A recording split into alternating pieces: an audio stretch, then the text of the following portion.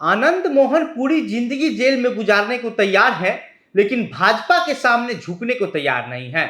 आनंद मोहन को कई ऐसे लोग हैं जो इस बात का नसीहत दे रहे हैं कि भाजपा के खिलाफ इतना ज्यादा बयानबाजी मत कीजिए, क्योंकि 8 तारीख को जो है वह सुप्रीम कोर्ट में सुनवाई भी होनी है। लेकिन आनंद मोहन इसको मानने को तैयार नहीं है। आनंद मोहन कहते हैं कि हमको भले ही पूरा जिंदगी जेल में गुजारना पड़ जाए, चाहे मेरा जो स्थिति हो जाए, लेकिन हम भाजपा के सामने झुकने वाले नहीं है। हम सांप्रदायिक ताकतों को आगे बढ़ने नहीं देंगे। आनंद मोहन कहते हैं कि जो उत्तर प्रदेश और हैदराबाद है, वहां पर भाजपा की बी टीम बनी हुई है, और इसके अलावा सीबीआई और ईडी के अलावा जो अन्य आयोग है वह सब भाजपा की सी टीम बनी हुई है। आनंद मोहन भाजपा को लेकर के काफी हमलेवार रहते हैं, और इस तरीके से जो बिहार में तो आनंद मोहन बरी हो गए, आनंद मोहन को जेल से बाहर निकाल दिया गया है, लेकिन अब सुप्रीम कोर्ट में आनंद मोहन के मामला चल रहा है और इसको लेकर के 8 तारीख को सुनवाई होनी है। और सुनवाई से पहले आनंद मोहन जिस तरीके से भाजपा के खिलाफ में बयानबाजी कर रहे हैं, जिस तरीके से खुल करके तेजस्वी यादव का मोर्चा संभाल रहे हैं, तेजस्वी यादव के लिए जो है वो राजनीतिक कदम आगे बढ़ाना शुरू कर दिए हैं, इसके बाद से जो है वो आनंद मोहन की जो करीबी लोग हैं, जिन लोगों को ये चिंता है कि आनंद मोहन दोबारा जेल ना जाए, आनंद मोहन अब सुरक्षित रहे, अगर कम से कम 16 साल के बाद जेल से आए हैं, वो लोग आनंद मोहन को रोकने की कोशिश कर रहे हैं। लेकिन आनंद मोहन रुकने और मानने को तैयार नहीं है। आज के इस वीडियो में हम इन्हीं चीजों को लेकर के आपको विस्तार से बताएंगे क्या है पूरा मामला। लेकिन उससे पहले नमस्कार, मेरा नाम घनश्याम सिंह है और आप द बिहार प्रोजेक्ट देख रहे हैं। दरअसल आनंद मोहन जेल से रिहा होने के बाद पहली बार सुपौल पहुंचे थे।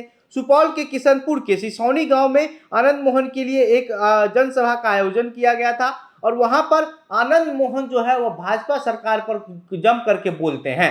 आनंद मोहन कहते हैं कि जब नोटबंदी का समय था तो उस समय लोग जो है वो 4,000 रुपया लेकर के लाइन में लगे हुए थे, लेकिन भाजपा का करोड़ों का जो कार्यालय है वो उस समय बन रहा था। इसके बाद कोरोना का जब समय था, कोरोना काल में राम मंदिर के नाम पर जो है वह शिला पूजन करना शुरू कर दिया गया, और उसके बाद लोगों से ईंट मांगा गया और उस ईंट से जो है वह भाजपा का कार्यालय बनाया गया। आनंद मोहन भाजपा पर जिस तरीके से हमला कर रहे थे, आनंद मोहन कहते हैं कि जो भाजपा है वो सांप्रदायिक ताकत है, और आनंद मोहन को जो लोग दलित विरोधी बताते हैं, वो लोग को इस बात का जवाब दे देना चाहते हैं कि आनंद मोहन सांप्रदायिक ताकत को कभी आगे बढ़ने नहीं देगा। और भाजपा को आनंद मोहन कहते हैं कि भाजपा जो है वो सांप्रदायिक ताकत है, और भाजपा के खिलाफ भी कोई मुद्दा नहीं है कि जिस मुद्दा पर भाजपा चुनाव लड़ पाए। सिर्फ हिंदू मुसलमान और पाकिस्तान का मुद्दा है। अगर ये दोनों मुद्दा खत्म हो जाए और प्रेस को स्विच ऑफ कर दिया जाए, तो भाजपा के जो नेता है, जो पूरी भाजपा की टीम है, उसकी बेचैनी इतनी बढ़ जाएगी कि ना खाना खाया जाएगा, ना पानी पिया जाएगा, क्योंकि भाजपा के लोग हमेशा पाकिस्तान, हिंदू मुसलमान, यही दो मुद्दा है, इसी को लेकर के बोलते रहते हैं, बयानबाजी करते रहते हैं, और यही दम पर जो है वो चुनाव लड़ते हैं। लेकिन अब 2024 आ रहा है और 25 आ रहा है। 24 और 25 के चुनाव में भाजपा को ये पता चल जाएगा कि भाजपा के पास अब क्या कुछ बचा है बिहार में या फिर देश की राजनीति में। आनंद मोहन आगे कहते हैं कि उत्तर प्रदेश में जो बी टीम है, जो बी टीम को लेकर के हैदराबाद में कहते हैं ओवैसी को लेकर के, इसके बाद सीबीआई और ईडी का जिस तरीके से विरोधी नेताओं पर छापेमारी होती है उसको लेकर के भी आनंद मोहन हमला बोलते हैं। कहते हैं सीबीआई ईडी के अलावा जो अन्य आयोग है वह सब भाजपा की सी टीम है, और इसी के दम पर जो है वह भाजपा राजनीति में टिकी हुई है। इसके अलावा सरदार पटेल की स्टैच्यू ऑफ यूनिटी जो बनाई गई थी उसको लेकर के भी आनंद मोहन कहते हैं कि जो सबसे बड़ा विरोधी है, जो सबसे बड़ा कट्टर है, चीन है, और उसी चीन से जो है वो सरदार पटेल की स्टैच्यू ऑफ यूनिटी वाली जो मूर्ति है वो मंगाई गई। तो ये जो लोग हैं भाजपा की सांप्रदायिक ताकत है, इन लोगों को देश से कोई मतलब नहीं है, सिर्फ अपने आप से मतलब रखते हैं, और इसी दम पर जो है ये लोग सिर्फ राजनीति भी करते हैं। आनंद मोहन कहते हैं कि कुछ हमारे लोग हैं जो लोग हमको कहते हैं कि 8 अगस्त को सुनवाई होनी है, और उस सुनवाई से पहले तक जो है वह आप बच करके रहिए, सुनवाई में से पहले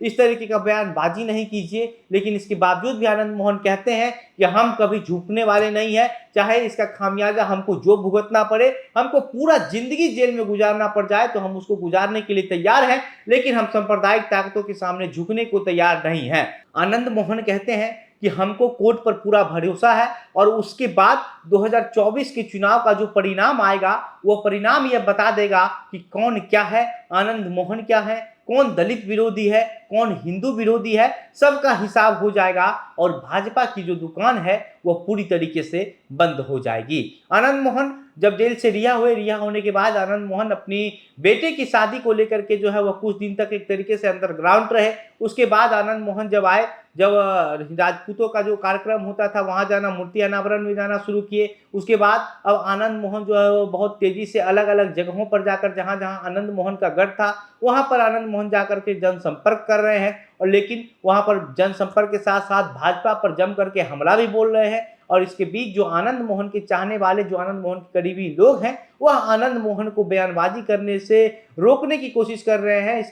इसको लेकर के जो है वो हिदायत देते हैं, लेकिन आनंद मोहन मानने को तैयार नहीं है। बाकी इस पूरे मामले पर अब आप क्या सोचते हैं, आपकी क्या प्रतिक्रिया है?